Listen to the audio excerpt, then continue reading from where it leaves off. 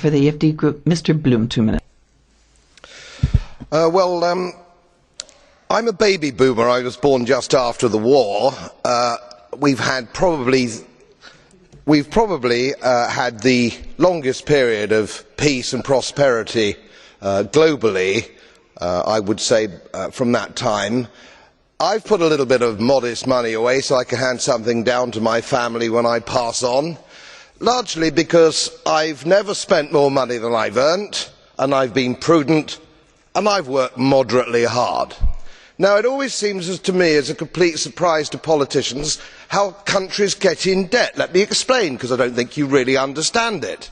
It's because politicians consistently spend more money than they raise in taxation, more money than they can possibly raise in taxation, most of which, in point of fact, they actually waste.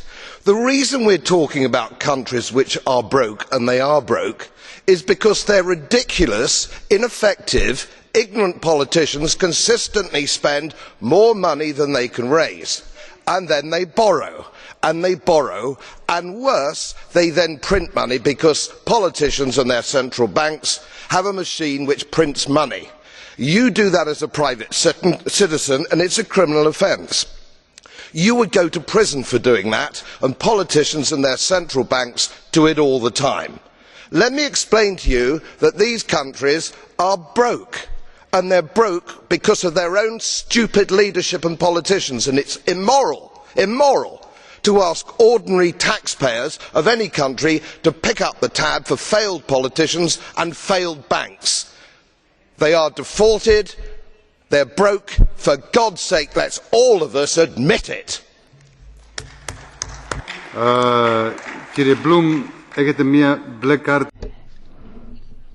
Mr. Bloom? Yes, well, thank you very much. Mr. Goebbels is brandishing his blue card. You accept the question?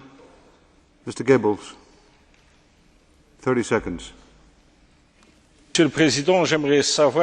President, I'd like to know if Mr. Bloom knows that Spain is less in debt than the UK, that Ireland was under 60% before the banking crisis, and that Ireland, in going to debt to save its banks, saved the money of the British banks.